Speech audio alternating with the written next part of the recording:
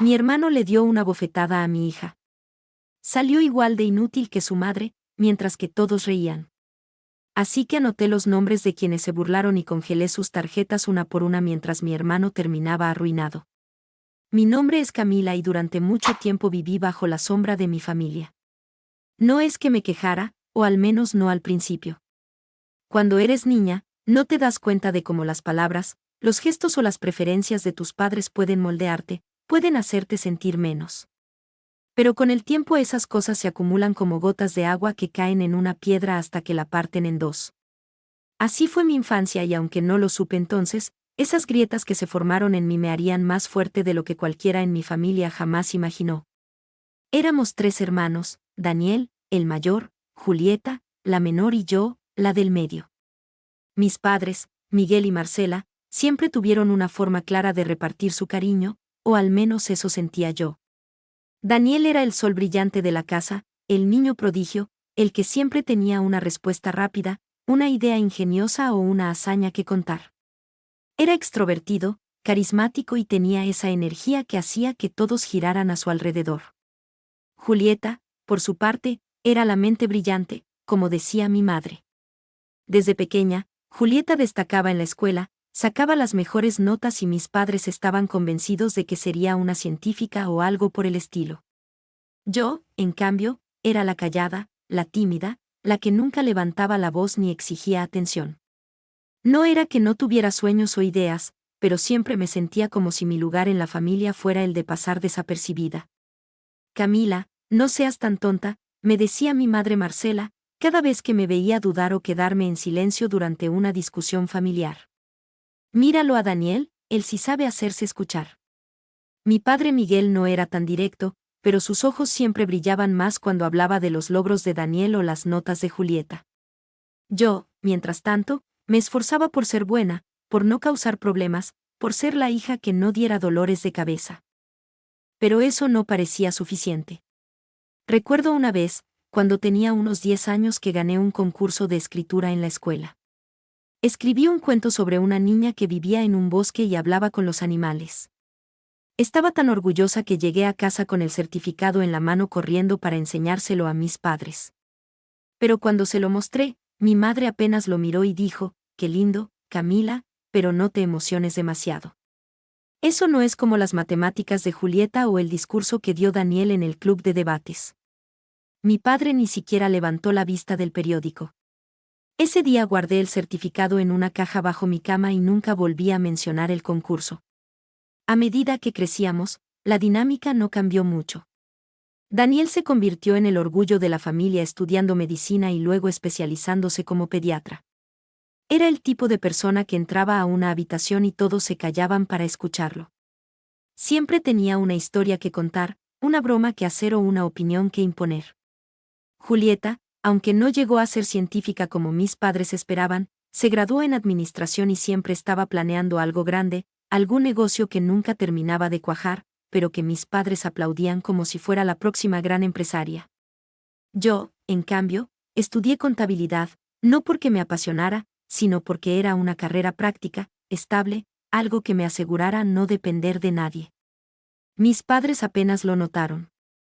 Eso está bien, Camila, es un trabajo seguro, dijo mi padre una vez.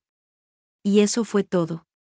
Pero la vida tiene formas extrañas de equilibrar las cosas. Cuando terminé la universidad, conseguí un empleo en una empresa multinacional. No era algo que presumiera, pero el sueldo era excelente, más de lo que cualquiera en mi familia hubiera imaginado. Con el tiempo ascendí a un puesto directivo y mi salario creció tanto que a veces me costaba creerlo. Nunca lo alardeé, no era mi estilo. Mientras tanto, la vida de mi familia empezó a desmoronarse. Mis padres, que siempre habían tenido un negocio pequeño de venta de repuestos de autos, comenzaron a tener problemas financieros. La crisis económica los golpeó duro y de un día para otro se quedaron sin ingresos. Julieta, que siempre estaba persiguiendo sus grandes ideas, nunca logró estabilizarse. Terminó endeudada pidiéndome ayuda para pagar su renta, sus deudas, incluso su comida. Hasta mi tía Clara y mi prima Lucía, que vivían en otra ciudad, empezaron a llamarme cuando se quedaban cortas de dinero. Y yo, con ese sentido de responsabilidad que siempre cargué, no podía decir que no. Los ayudé a todos. Daniel, por supuesto, no necesitaba mi ayuda. Como pediatra reconocido, ganaba muy bien y vivía en una casa enorme, con un carro último modelo y una vida que parecía sacada de una revista. Pero su actitud no había cambiado. Seguía siendo el mismo engreído de siempre, el que miraba a los demás por encima del hombro, el que siempre tenía que ser el centro de atención. Cada vez que nos reuníamos, él hablaba de sus logros, de sus pacientes, de cómo todos lo admiraban. Y yo, como siempre, me quedaba callada escuchando mientras mis padres y Julieta lo miraban como si fuera un dios. A pesar de todo, mi vida cambió para mejor cuando nació mi hija Sofía. Ella fue mi luz en medio de la oscuridad. Mi matrimonio no duró mucho. Mi exesposo, Juan, decidió que la responsabilidad de ser padre no era para él y se fue cuando Sofía tenía apenas 1 año. Al principio fue duro. Ser madre soltera no es fácil, pero cada vez que miraba a Sofía, con sus ojos grandes y su risa que llenaba la casa, sentía que todo valía la pena. Le di todo mi amor, todo mi tiempo, todo lo que tenía. Quería que creciera sintiéndose amada, valorada, algo que yo nunca sentí del todo en mi familia. La llevaba al parque, le leía cuentos todas las noches y me aseguraba de que siempre tuviera un plato de comida caliente y un abrazo cuando lo necesitaba. Sofía era mi mundo y aunque a veces me sentía sola, ella me hacía sentir completa. Los años pasaron y mi rutina se volvió estable. Trabajaba largas horas, cuidaba de Sofía y seguía ayudando económicamente a mi familia. Pagaba la renta de mis padres, las deudas de Julieta y hasta enviaba dinero a mi tía Clara y a mi prima Lucía cuando lo necesitaban. Nunca pedí nada a cambio, no porque fuera una santa, sino porque sentía que era mi deber. Ellos eran mi familia, después de todo. Pero cada vez que los veía, sentía esa vieja punzada de ser la invisible, la que siempre estaba ahí para resolver problemas, pero nunca para ser celebrada. Todo cambió el día que mi madre me llamó para invitarme a una reunión familiar. No sonaba emocionada, más bien parecía que me invitaba por obligación. Camila, vamos a hacer una reunión en casa. Hace mucho que no nos juntamos todos. ¿Trae algo para compartir? Sí. Y ven con Sofía, dijo con ese tono seco que usaba cuando hablaba conmigo. No me sorprendí. Sabía que la invitación era más por el hecho de que yo pagaba la mayoría de las cuentas de la casa que por un deseo genuino de verme. Pero acepté porque quería que Sofía conociera a su familia, que tuviera esos recuerdos de risas y momentos compartidos que yo nunca tuve. La reunión sería en la casa de mis padres, un lugar que no había cambiado mucho desde mi infancia, una sala llena de muebles desgastados, fotos de Daniel y Julieta en las paredes y un aire de nostalgia que pesaba más de lo que debería. Iban a estar mis padres, Daniel, Julieta, mi tía Clara, mi prima Lucía y algunos primos y tíos lejanos. También estaría mi primo Luis, que siempre andaba con una cámara en la mano grabando todo como si fuera un documentalista.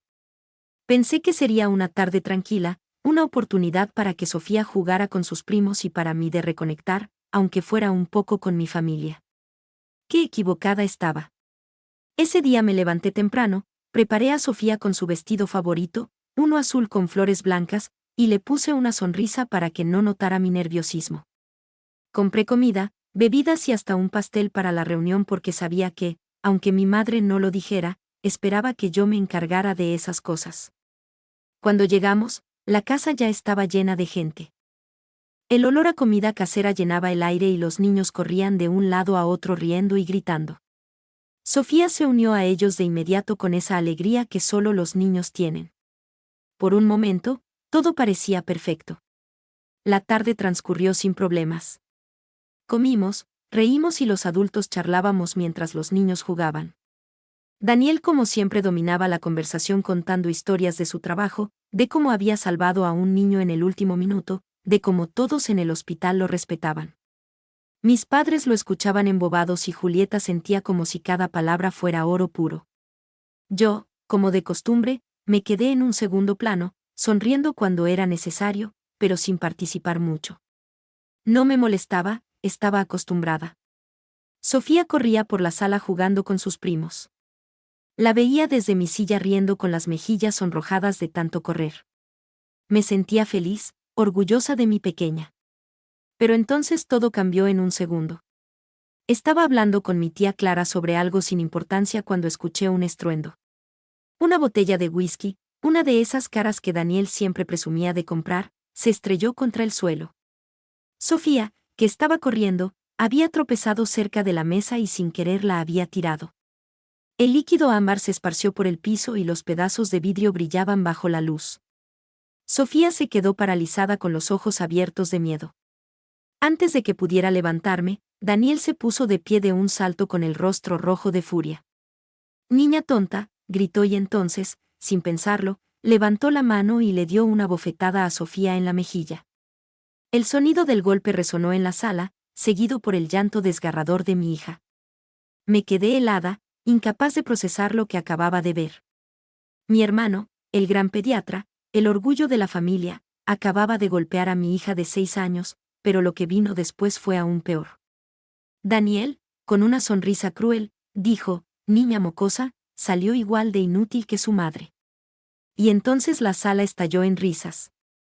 El sonido de las risas de mi familia retumbaba en mis oídos como un eco que no podía detener.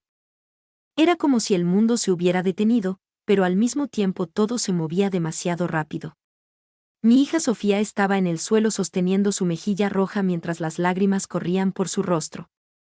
Sus pequeños sollozos cortaban el aire y yo sentía que algo dentro de mí se rompía. Daniel, mi hermano, el intocable, el intachable, el héroe de la familia, acababa de golpear a mi hija de 6 años y llamarla inútil. Y lo peor de todo, todos en la sala se reían como si fuera un chiste, como si el dolor de mi pequeña fuera algo para burlarse. Me levanté de la silla tan rápido que casi la tiré al suelo. Mi corazón latía con tanta fuerza que sentía que iba a explotar. «¡Cállense!», grité, mi voz temblando de rabia. La sala quedó en silencio por un momento, pero las risas no se detuvieron del todo. Mi madre, Marcela, soltó una risita nerviosa, como si quisiera suavizar las cosas. Mi padre, Miguel, miraba a Daniel con una mezcla de orgullo y diversión, como si lo que acababa de pasar fuera una anécdota más para contar. Julieta, mi hermana, tenía una sonrisa torcida y mi tía Clara y mi prima Lucía intercambiaban miradas mientras se tapaban la boca para no reír más fuerte. Hasta algunos de los primos y tíos lejanos sentados en el otro extremo de la sala soltaban risitas disimuladas. «¿Qué les pasa?», grité dando un paso hacia Daniel, que seguía de pie junto a la mesa, con esa expresión arrogante que siempre llevaba como si fuera una corona. «Es una niña. Es mi hija. ¿Cómo te atreves a tocarla?». Daniel alzó una ceja como si mi reacción fuera una exageración ridícula. «Camila, cálmate», dijo con esa voz condescendiente que usaba cuando quería hacerme sentir pequeña. «Solo fue un pequeño golpe. No es para tanto. La niña tiene que aprender a no andar rompiendo cosas». «No es así, Sofía». Miró a mi hija que estaba temblando y le dedicó una sonrisa que me heló la sangre. «Un pequeño golpe», repetí, sintiendo que la rabia me quemaba por dentro. Me agaché rápidamente para levantar a Sofía, que se aferró a mí como si tuviera miedo de que alguien más la lastimara. La abracé fuerte, limpiando sus lágrimas con mi mano mientras intentaba mantener la calma por ella, pero no podía. No cuando veía a mi familia, a esas personas que yo había sostenido con mi dinero, con mi esfuerzo, riéndose del dolor de mi hija. «Eres un monstruo, Daniel», le grité señalándolo con el dedo. «Es una niña de 6 años. ¿Qué clase de hombre eres que le pegas a una niña por un accidente? Y encima te atreves a insultarla. A insultarme a mí». Daniel soltó una carcajada como si todo esto fuera un juego. «Oh, Camila, no seas tan dramática. Solo la estoy educando. Alguien tiene que hacerlo porque claramente tú no lo haces bien. Mira cómo salió la niña, igual de torpe que tú». Esas palabras fueron como un puñetazo en el estómago. No era la primera vez que Daniel me menospreciaba, pero esta vez era diferente. No estaba hablando solo de mí, estaba hablando de mi hija, de mi Sofía, que no había hecho nada más que jugar y ser una niña. Miré a mi alrededor esperando que alguien, cualquiera, dijera algo en mi defensa, pero nadie lo hizo. Mi madre se cruzó de brazos mirando hacia otro lado. Mi padre carraspeó. Incómodo, pero no abrió la boca. Julieta seguía con esa sonrisa burlona y mi tía Clara y mi prima Lucía intercambiaban murmullos como si estuvieran disfrutando del espectáculo. Hasta los primos y tíos lejanos parecían encontrarle gracia a la situación. ¿Nadie va a decir nada?, pregunté, mi voz quebrándose. Es una niña, mi hija. ¿Cómo pueden quedarse ahí riendo como si nada? Camila, no hagas un escándalo, dijo mi madre por fin con ese tono de reproche que siempre usaba conmigo. Daniel tiene razón. Sofía no debería estar corriendo como loca por la casa.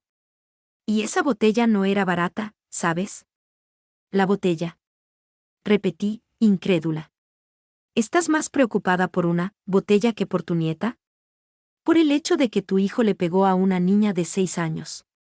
Camila, no hagas esto más grande de lo que es, intervino mi padre, levantando una mano como si quisiera calmar las cosas. Daniel no quiso hacerle daño, solo fue un reflejo. Y bueno, la niña tiene que aprender a ser más cuidadosa. Un reflejo. Mi voz temblaba tanto que apenas podía controlarla. Le dio una bofetada. La llamó inútil. Y ustedes lo están defendiendo. Julieta, que hasta ese momento había estado callada, finalmente habló con esa voz suya que siempre sonaba como si estuviera juzgando a todos. Camila, relájate. No es como si Daniel la hubiera golpeado fuerte. Además, tú siempre has sido un poco exagerada con estas cosas. Sofía está bien. Mira, ya no está llorando tanto. Miré a Sofía, que seguía aferrada a mí con la cara escondida en mi pecho. No estaba llorando tan fuerte, es cierto, pero sus ojos estaban llenos de miedo, de confusión. No estaba bien. No estaba nada bien. Y escuchar a mi hermana, a la que yo había ayudado a pagar sus deudas, a la que le había dado dinero para que no perdiera su apartamento, defender a Daniel me hizo sentir una furia que nunca había sentido antes. Exagerada, dije mirando a Julieta directamente a los ojos. Tú que no tienes un peso en el bolsillo, si no es por mí, ¿te atreves a decirme que estoy exagerando? Todos ustedes que viven de mi dinero se atreven a reírse de mi hija. El silencio que siguió fue pesado, incómodo. Por un momento pensé que tal vez había logrado que sintieran algo de vergüenza, pero entonces Daniel soltó otra risotada. Oh, Camila, ahora vas a sacar el tema del dinero. ¿Qué crees que porque pagas unas cuentas eres la reina de la familia? Por favor, siéntate y déjalo pasar. No es para tanto. Eso fue la gota que derramó el vaso. Sentí que algo dentro de mí se rompía, pero no era debilidad. Era como si todas las veces que me habían ignorado, menospreciado, pasado por encima, se juntaran en ese momento y se convirtieran en una fuerza que no podía contener. Miré a mi familia uno por uno. Mi madre, con su expresión de desaprobación. Mi padre, que evitaba mi mirada. Julieta con su sonrisa burlona. Mi tía Clara y mi prima Lucía, que seguían susurrando como si esto fuera un chisme divertido. Y Daniel, el intocable Daniel, que me miraba como si fuera una niña teniendo una rabieta. En mi mente empecé a anotar sus nombres. Marcela, Miguel, Juliet, Clare, Lucía, cada uno de ellos que se habían reído del dolor de mi hija, que habían apoyado a Daniel o se habían quedado callados mientras él la humillaba. Cada uno de ellos que vivía de mi esfuerzo, de mi trabajo, de mi sacrificio. Y en ese momento tomé una decisión. No iba a dejar que esto pasara como si nada. No, esta vez esto no se queda así, dije. Mi voz baja pero firme. No voy a permitir que lastimen a mi hija y se salgan con la suya. Sin decir una palabra más, tomé a Sofía en brazos y caminé hacia la puerta. Escuché a mi madre llamarme diciendo algo sobre no ser tan dramática, pero no me detuve. Sentí las miradas de todos en mi espalda, algunas burlonas, otras incómodas, pero ninguna de arrepentimiento. Cuando salí de la casa, el aire fresco de la noche me golpeó la cara y solo entonces me di cuenta de que estaba temblando. No de miedo, sino de rabia. En el carro, Sofía se acurrucó en el asiento trasero, todavía con lágrimas en los ojos. Intenté hablarle, calmarla, pero no decía nada. Solo miraba por la ventana con esa expresión que me rompía el corazón. Mami, ¿por qué el tío Daniel me pegó?, preguntó por fin con una voz tan pequeña que apenas la escuché. ¿Por qué es un hombre malo, mi amor?, respondí tratando de mantener mi voz firme. Pero te prometo que nadie va a lastimarte de nuevo. Mami está aquí. Cuando llegamos a casa, traté de animar a Sofía. Le preparé su chocolate caliente favorito, le puse su película preferida, El Rey León, y me senté con ella en el sofá abrazándola. Pero nada funcionaba. Seguía callada con esa mirada perdida que me hacía sentir impotente. Sabía que esto no era algo que un chocolate o una película podían arreglar. Mi hija estaba herida, no solo en la mejilla, sino en el alma, y eso más que nada me hacía hervir la sangre. Esa noche, después de que Sofía finalmente se durmió, me senté frente a mi computadora. La rabia seguía ardiendo en mi pecho, pero ahora era más fría, más calculada. Abrí mi cuenta bancaria y comencé a revisar las cuentas de las personas a las que ayudaba, mis padres, Julieta, mi tía Clara, mi prima Lucía. Una por una fui cancelando las tarjetas que les había dado, cortando los pagos automáticos que cubrían sus gastos. No sentí culpa ni duda. Ellos se habían reído del dolor de mi hija. No merecían nada de mí. Pero eso no era suficiente. Necesitaba algo más, algo que golpeara a Daniel donde realmente dolía. Recordé al primo Luis, el que siempre estaba grabando todo con su cámara nueva.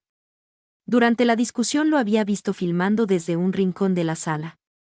Ese video tenía que existir y yo lo necesitaba. Lo contacté esa misma noche, a pesar de lo tarde que era. Luis, necesito el video de la reunión, le escribí en un mensaje directo. El momento en que Daniel golpeó a Sofía. Hubo una pausa larga antes de que respondiera. Camila, no sé si debería. Es algo delicado. Por favor, Luis, insistí. Es importante, es por Sofía. Finalmente accedió, pero no sin ponerme una condición. Te lo envío, pero me salió cara a esa cámara. ¿Me entiendes? Entendí perfectamente. Quería dinero. No me importó. Le ofrecí una suma considerable y aunque me dolió tener que pagarle a mi propio primo por algo así, lo hice. A las pocas horas, el vídeo llegó a mi correo. Lo vi y cada segundo de él avivó mi furia. Daniel levantando la mano, el golpe, la cara de Sofía llena de lágrimas, las risas de los demás. Era todo lo que necesitaba. Los días siguientes fueron un torbellino. Llevé a Sofía a un psicólogo porque seguía retraída. Apenas hablaba y me partía el corazón verla así. El psicólogo dijo que el trauma era profundo, que tomaría tiempo sanar. Cada palabra suya era como un cuchillo. Mientras tanto, mi teléfono no paraba de sonar.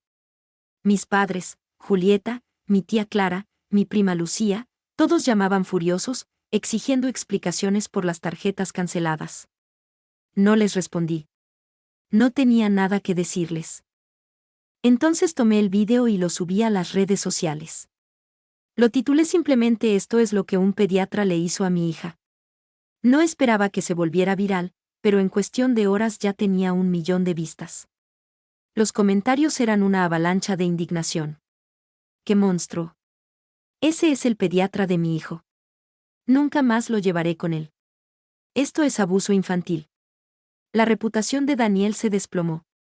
Cerró sus redes sociales y según supe después renunció a su trabajo.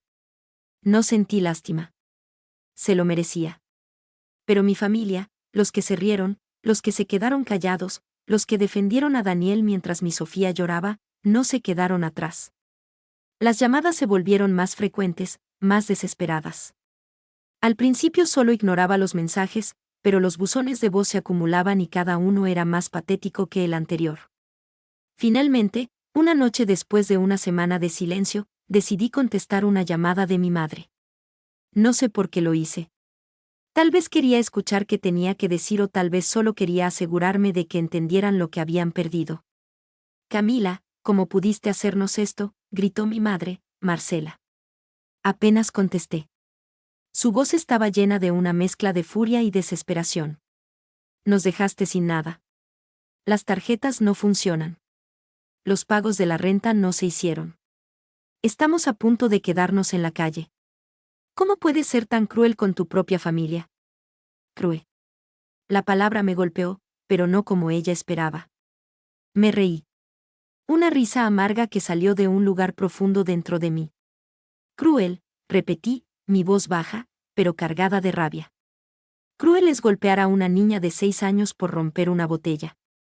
Cruel es reírse mientras mi hija llora humillada. Cruel es llamarla inútil y decir que salió igual que yo, mientras todos ustedes, los que viven de mi dinero, aplaudían. No me hagas hablar de crueldad, mamá. Hubo un silencio al otro lado de la línea. Por un momento pensé que tal vez, solo tal vez había tocado algo en ella, un atisbo de remordimiento. Pero entonces habló y sus palabras fueron como un cuchillo. Camila, siempre has sido tan dramática. Daniel no quiso hacerle daño, fue solo un momento de enojo. Y tú, en lugar de arreglar las cosas como familia, nos castigas a todos. ¿Qué clase de hija eres? ¿Qué clase de hija? Repetí sintiendo que la furia me quemaba la garganta. Soy la hija que pagó tu renta, tus facturas, tu comida durante años. Soy la hija que mantuvo a Julieta a flote, que ayudó a Clara y a Lucía cuando no tenían nada. Soy la hija que ustedes ignoraron, menospreciaron y dejaron de lado toda la vida. ¿Y ahora, cuando defiendo a mi hija, me llamas cruel? No, mamá, ustedes son los crueles. Se rieron del dolor de mi Sofía. No merecen nada de mí. Ella seguía rogándome, pero yo colgué el teléfono y lo apagué. Mi corazón latía con fuerza, pero no era miedo ni tristeza. Era algo nuevo, algo que no había sentido en años. Libertad. Por primera vez me sentía libre de las cadenas invisibles que mi familia había puesto sobre mí toda la vida. No más favores, no más sacrificios, no más vivir bajo su sombra. Solo éramos Sofía y yo, y eso era suficiente. Supe, por rumores de primos lejanos, que mis padres estaban al borde de perder su casa. Julieta se había mudado con una amiga porque no podía pagar la renta. Clara y Lucía, que dependían de mí para sus gastos básicos, estaban buscando trabajos que no podían encontrar. ¿Y Daniel? Daniel era un desterrado. El vídeo seguía circulando y su carrera como pediatra estaba acabada. Algunos padres incluso iniciaron una petición para que le quitaran su licencia médica. No me alegraba de su desgracia, pero tampoco sentía lástima. Cada uno de ellos había elegido su destino el día que se rieron de mi hija. Con el tiempo, mi vida comenzó a tomar un nuevo rumbo. Seguí trabajando en mi empresa, donde me respetaban y valoraban. Cada día llegaba a casa y veía a Sofía crecer, recuperar su alegría, su confianza. Empecé a tomar clases de pintura, algo que siempre quise hacer, pero que nunca me atreví porque mi familia me había hecho creer que no era lo suficientemente buena. Mis cuadros no eran obras maestras, pero eran míos y cada pincelada era una forma de sanar. Una tarde, mientras pintaba con Sofía en el comedor, ella levantó la vista y me dijo, «Mami, te quiero mucho». Sus ojos brillaban y por primera vez en meses vi a la niña feliz que solía ser. La abracé fuerte, sintiendo que las heridas de ambas empezaban a cerrar. «Yo también te quiero, mi amor», le dije. «Siempre estaremos juntas». Mi familia, la que una vez pensé que era todo para mí, se desvaneció de mi vida. No volví a hablar con ellos y ellos eventualmente dejaron de buscarme. No sé qué pasó con Daniel, con mis padres, con Julieta, Clara o Lucía. No me importaba. Había aprendido una lección dura, pero liberadora. La familia no es la sangre, es el amor, el respeto, la lealtad. Y en mi mundo, mi familia era Sofía. A veces miraba el vídeo que subía a las redes, no porque quisiera revivir el dolor, sino porque me recordaba lo lejos que había llegado. Había roto las cadenas, había defendido a mi hija y había encontrado mi voz. La Camila, callada, sumisa, invisible, ya no existía. En su lugar estaba una mujer fuerte, una madre que no permitiría que nadie lastimara a su hija, una persona que por fin vivía para sí misma. Y mientras veía a Sofía reír, pintar, crecer, supe que todo había valido la pena. Éramos libres y eso era más de lo que mi familia jamás entendería. Suscríbete para más historias diarias. M.